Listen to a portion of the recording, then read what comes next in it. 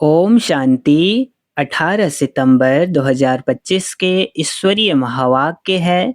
पहले सुनते हैं मुरली के मुख्य पॉइंट्स। बाबा ने कहा, मंदिर लायक बनने के लिए चलन बहुत मीठी और रॉयल होनी चाहिए।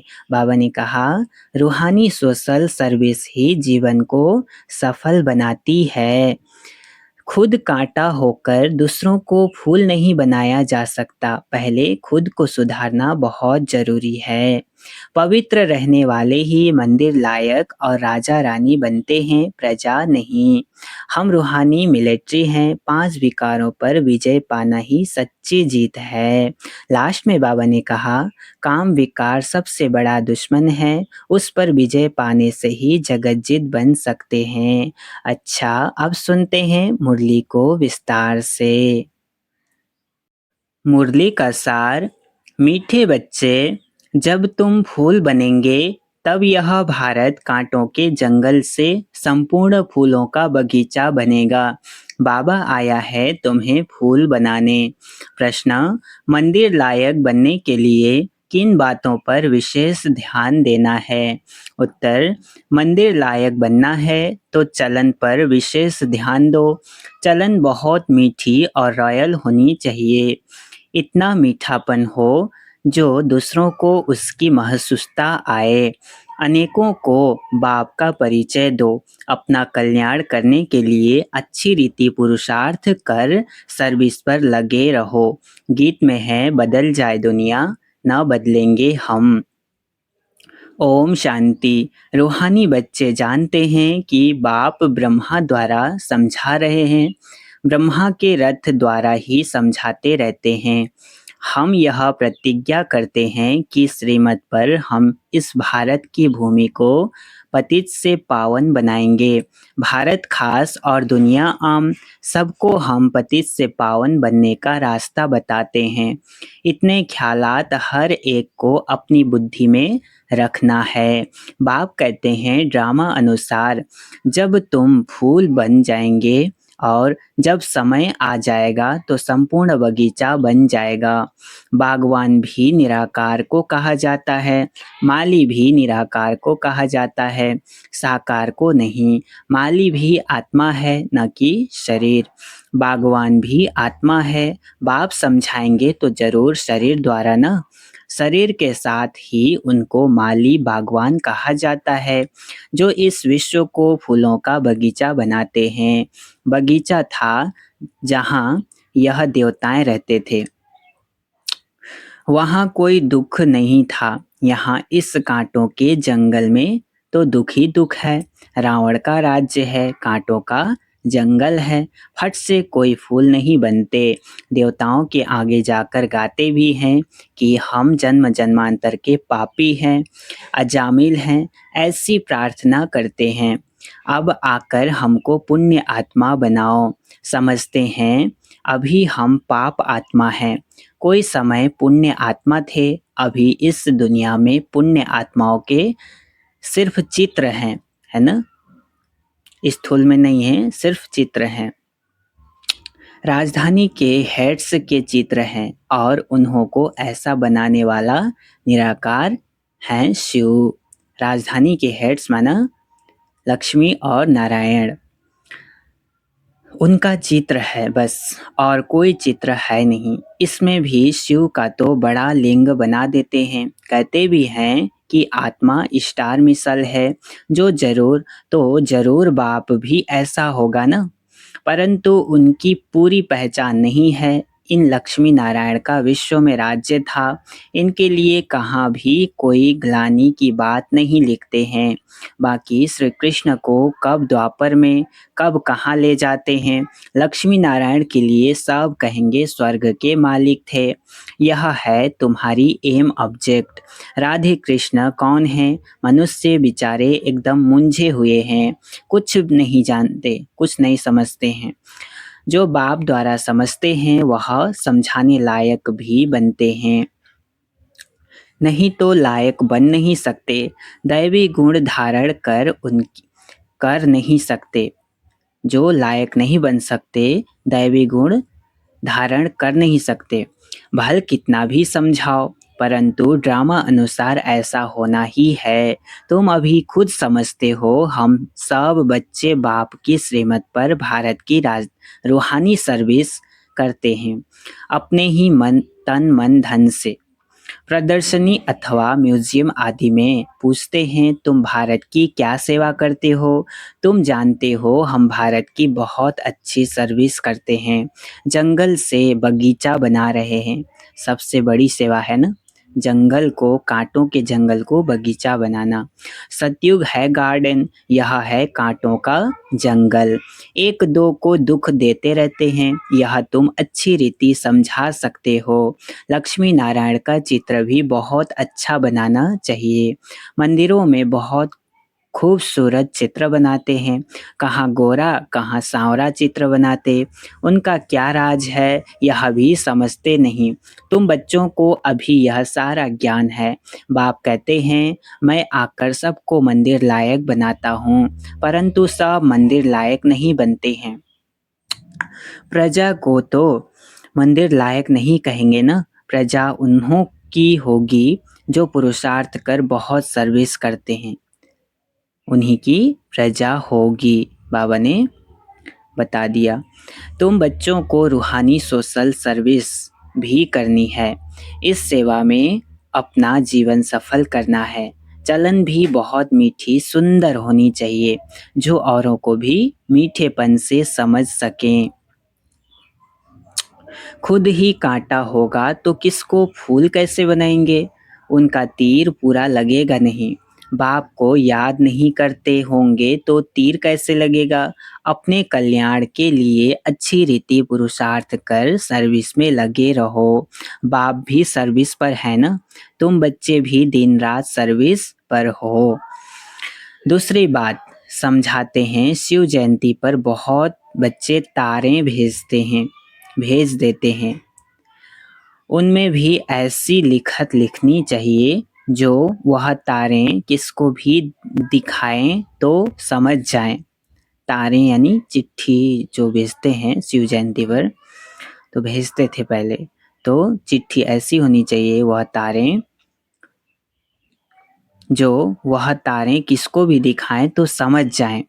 आगे के लिए क्या करना है उसका पुरुषार्थ किया जाता है। सेमिनार भी इसलिए करते हैं कि क्या क्या सर्विस करें जो बहुतों को बाप का परिचय मिले। तारें भी ढेर रखी है, इनसे बहुत काम ले सकते हो। एड्रेस डालते हैं, शिव बाबा केयर ऑफ ब्रह्मा। प्रजापिता ब्रह्मा भी हैं, वह रूहानी पिता, वह जिस्मानी पिता। उनसे जिस्मानी रचना रची जाती है। बाप हैं मनुष्य सृष्टि का रचना। कैसे रचना रचते हैं यह दुनिया भर में कोई नहीं जानते। बाप ब्रह्मा द्वारा अब नई रचना रच रहे हैं। ब्राह्मण हैं चोटी, पहले पहले ब्राह्मण जरूर चाहिए। विराट रूप की है या यह चोटी, विराट रूप की है यह चोटी, ब्राह्मण की चोटी। ब्राह्मण देवता क्षत्रिय वैश्य शूद्र, पहले शूद्र तो नहीं हो सकते है ना, पहले एकदम सर्वगुण संपन्न नहीं रहेंगे रचना, फिर धीरे धीरे तो शूद्र तो नहीं हो सकते पहले। बाप ब्रह्मा द्वारा ब्राह्मण रचते हैं, शूद्र कैसे और किस द्वारा रचेंगे? तुम बच्चे जानते हो कैसे नई रचना रचते हैं, यह एडॉप्शन है बाप की। कल्प कल्प बाप आकर शूद्र से ब्राह्मण बनाते हैं, फिर ब्राह्मण से देवता बनाते हैं। ब्राह्मणों की सर्विस बहुत ऊंची है। वह ब्राह्मण लोग खुद ही पवित्र नहीं हैं तो दूसरे को पवित्र कैसे बनाएंगे? पूजा पाठ भल करते हैं लेकिन खुद पवित्र नहीं हैं तो दूसरों को कैसे शिक्षा देंगे? कोई भी ब्राह्मण सन्यासी को कभी राखी नहीं बांधेंगे, वह कहेंगे हम तो हैं ही पवित्र। तुम अपना मुंह देखो, तुम बच्चे भी कोई से राखी नहीं बंधवा सकते। दुनिया में तो सब एक दो को बांधते हैं, बहन भाई को बांधती है, यह रिवाज अभी निकला है। अभी तुम शूद्र से ब्राह्मण बनने के लिए पुरुषार्थ करते हो। समझाना पड़ता है, मेल फीमेल दोनों पवित्रता की प्रतिज्ञा करते हैं। दोनों बता सकते हैं कि हम कैसे बाप की श्रीमत से पवित्र रहते हैं। अंत तक इस काम विकार पर जीत रहे तो पवित्र जगत का मालिक बनेंगे। पवित्र दुनिया सतयुग को कहा जाता है। अब स्थापन हो रही है। तुम सब पवित्र हो, विकार में गिरने वाले को राखी बांध सकते हो। प्रतिज्ञा कर और फिर पतित बने तो कहेंगे तुम राखी बंधवाने आए थे, फिर क्या हुआ? कहेंगे माया से हार खा ली। यह है युद्ध का मैदान। विकार बड़ा दुश्मन है। इन पर जीत पाने से ही जगत जीत अर्थात राजा रानी बनना है। प्रजा को जगज्जीत नहीं कहेंगे। मेहनत तो राजा रानी करते हैं ना। प्रजा बन गए तो उसको जगज्जीत नहीं बोल सकते हैं, है ना। मेहनत तो राजा रानी करते हैं ना। कहते भी हैं हम तो लक्ष्मी नारायण बनेंगे। लक्ष्मी नारायण के बाद उनके तख्त पर जीत उनके बच्चे की होती है। वह लक्ष्मी नारायण फिर दूसरे जन्म में नीचे चले जाएंगे। भिन्न नाम रूप से बच्चे को गद्दी मिलती है तो उच्च नंबर गिना जाएगा। पुनर्जन्म तो लेते हैं ना, है ना। 150 साल के बाद तो पुनर्जन्म तो लेना ही होता है।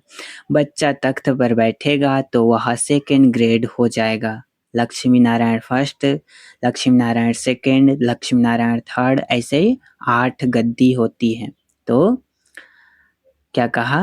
बच्चा तख्त पर बैठेगा तो वह सेकंड ग्रेड हो जाएगा। ऊपर वाला नीचे, नीचे वाला ऊपर आ जाएगा। तो अब बच्चों को ऐसा ऊंच बनना है तो सर्विस में लग जाना चाहिए। पवित्र होना भी बहुत जरूरी है। बाप कहते हैं मैं पवित्र दुनिया बनाता हूँ। अच्छा पुरुषार्थ थोड़े करते हैं, पवित्र तो सारी दुनिया बन जाती है। पुरुषार्थ थोड़े करते हैं, पवित्र तो सारी दुनिया बन जाती है। तुम्हारे लिए स्वर्ग की स्थापन करते हैं। यह ड्रामा अनुसार होना ही है। यह खेल बना हुआ है। तुम पवित्र बन जाते हो, फिर विनाश शुरू हो जाता है। सतयुग की स्थापना हो जाती है। ड्रामा को तो तुम समझ सकते हो। सतयुग में था देवताओं का राज्य। अभी नहीं है, फिर होना है। तुम हो रूहानी मिलिट्री। तुम 5 विकारों पर जीत पाने से जगत जीत बनने वाले हो। जन्म जन्मांतर के पाप कटने के लिए बाबा युक्तियाँ बताते हैं। बाप एक ही बार आकर युक्ति बताते हैं। जब तक राजधानी स्थापन न हो जाए तब तक विनाश नहीं होगा। तुम बहुत गुप्त वॉरियर्स हो। सतयुग होना ही है कलयुग के बाद। फिर सतयुग में कभी लड़ाई होती नहीं। तुम बच्चे जानते हो सब आत्माएं जो भी पाठ बजाती हैं वह सब नूंधा हुआ है। जैसे कठपुतलियाँ होती है ना, ऐसे नाचती रहती हैं। यह भी ड्रामा है। हर एक का इस ड्रामा में पार्ट है। पार्ट बजाते बजाते तुम तमो प्रधान बने हो, फिर अब ऊपर जाते हो, सतो प्रधान बनते हो। नॉलेज तो सेकंड की है। सतो प्रधान बनते हैं, फिर गिरते गिरते तमो प्रधान बनते हैं। फिर बाप ऊपर ले जाते हैं। वास्तव में वह मछलियाँ तार में लटकती हैं। इस तार में मनुष्यों को डालना चाहिए, है ना। वह तो जो मछली पकड़ने जाते हैं उन लोग तार बिछाते हैं तो उसमें वो अटक जाती है। वो भी कुछ उसको लालच देकर ही लटकाते हैं, पकड़ते हैं। तो इस तार में मनुष्यों को डालना चाहिए। ऐसे उतरती कला फिर चढ़ती कला होती है। तुम भी ऐसे चढ़ते हो, फिर उतरते उतरते नीचे आ जाते हो। 5000 वर्ष लगते हैं ऊपर जाकर फिर उतरने में। यह 84 का चक्र तुम्हारी बुद्धि में है। उतरती कला और चढ़ती कला का राज बाप ने ही समझाया है। तुम्हारे में भी नंबरवार जानते हैं और फिर पुरुषार्थ करते हैं। जो बाप को याद करते हैं वह जल्दी ऊपर जाते हैं। यह प्रकृति प्रवृत्ति मार्ग है। जैसे जोड़ी को दौड़ाते हैं तो जोड़ी का एक एक पाँव बांधते हैं, फिर दौड़ते हैं। यह भी तुम्हारी दौड़ी है ना।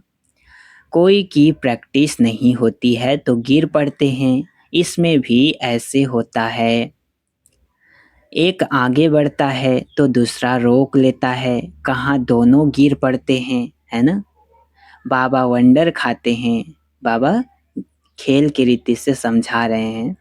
बूढ़ों को भी काम की आग लगती है तो वह भी गिर पड़ते हैं। ऐसे थोड़े ही उसने गिराया। गिरना न गिरना अपने हाथ में है ना। अपने ऊपर है, अपने मानसिक के ऊपर है। कोई धक्का थोड़े ही देते हैं। हम गिरे क्यों? कुछ भी हो जाए हम गिरेंगे नहीं। गिरे तो खाना खराब, जोर से चमाट लगती है, फिर पछताते भी हैं। हड्डी हड्डी टूट जाती है, बहुत चोट लगती है। बाबा भिन्न भिन्न प्रकार से समझाते रहते हैं। यह भी समझाया शिव जयंती पर तारें ऐसी आनी चाहिए जो मनुष्य पढ़ने से समझ जाएं, है ना। अच्छे अच्छे तारे लिखते थे पहले। विचार सागर मंथन करने के लिए बाबा टाइम देते हैं। कोई देखें तो वंडर खाएं। कितनी चिट्ठियां आती हैं, सब लिखते हैं बाप दादा। तुम समझा भी सकते हो। शिव बाबा को बाप, ब्रह्मा को दादा कहते हैं। बाप दादा लिखते हैं तो बाप दादा क्यों है, तो तुम समझा भी सकते हो। शिव बाबा को बाप, ब्रह्मा को दादा कहते हैं। एक को कभी कोई बाप दादा कहते हैं क्या? यह तो वंडरफुल बात है। इसमें सच्चा सच्चा ज्ञान है, परंतु याद में रहें तब किसको तीर भी लगे। घड़ी घड़ी देह अभिमान में आ जाते हैं। बाप कहते हैं आत्मा अभिमानी बनो। आत्मा ही शरीर धारण कर पाठ बजाती है। कोई मरता है तो भी कोई ख्याल नहीं। आत्मा में जो पाठ की नूद है उसको हम साक्षी हो देखते हैं। उनको ये एक शरीर छोड़ दूसरा ले पाठ बजाना है। इसमें हम कर ही क्या सकते हैं। यह ज्ञान भी तुम्हारी बुद्धि में है, वह भी नंबरवार। कईयों की बुद्धि में तो ठहरता ही नहीं, इसलिए किसको समझा नहीं सकते। आत्मा बिल्कुल ही गर्म तवा, तमो प्रधान पतित है। उन पर ज्ञान अमृत डाला जाता है तो ठहरता नहीं, या तो वहीं पे सूख जाता है या चू जाता है। जिसने बहुत भक्ति की है उनको ही तीर लगेगा, झट धारणा होगी। जिसने बहुत भक्ति की है उनको ही तीर लगेगा, झट से धारणा होगी। हिसाब ही वंडरफुल है। पहले नंबर में पावन, वही फिर पतित बनते हैं। यह भी कितनी समझने की बातें होती हैं। कोई की तकदीर में नहीं है तो पढ़ाई को छोड़ देते हैं। अगर छोटेपन से ही नॉलेज में लग जाएं तो धारणा होती जाएगी। समझेंगे इसने बहुत भक्ति की हुई है, बहुत होशियार हो जाएं, क्योंकि आर्गन्स बड़े होने से फिर समझ भी जास्ती आती है। जिस्मानी रूहानी दोनों तरफ अटेंशन देने से फिर वह असर निकल जाता है। यह है ईश्वरीय पढ़ाई। फर्क है ना। परंतु जब वह लगन भी लगे ना, है ना, जिसका लगन होगा उसी को फर्क पड़ेगा। अच्छा, मीठे मीठे सिकिलधे बच्चों प्रति माता पिता बाप दादा का याद प्यार और गुड मॉर्निंग। रूहानी बाप की रूहानी बच्चों को नमस्ते। हम रूहानी बच्चों की रूहानी माता पिता बाप दादा को याद प्यार और गुड मॉर्निंग। नमस्ते नमस्ते नमस्ते। शुक्रिया बाबा, शुक्रिया। धारणा के लिए मुख्य सार है। पहला पॉइंट, रूहानी मिलिट्री बन 5 विकारों पर जीत पानी है। पवित्र जरूर बनना है। श्रीमत पर भारत को पावन बनाने की सेवा करनी है। दूसरा, इस बेहद नाटक में हर पार्ट आत्म अभिमानी होकर बजाना है। आत्मिक स्मृति में हर पार्ट को बजाना है। कभी भी देह अभिमान में नहीं आना है। साक्षी होकर हर एक एक्टर का पार्ट देखना है। वरदान याच का सदा खुशी व मौज की स्थिति में रहने वाले कंबाइंड स्वरूप के अनुभवी भाव। क्या कहा? सदा खुशी व मौज की स्थिति में रहने वाले कंबाइंड स्वरूप के अनुभवी भाव। विस्तार बाप दादा बच्चों को सदा कहते हैं, बच्चे बाप को हाथ में हाथ देकर चलो, अकेले नहीं चलो। दुनिया गंदी है, प्रकृति भी एकदम, वायुमंडल भी विकृति है ना।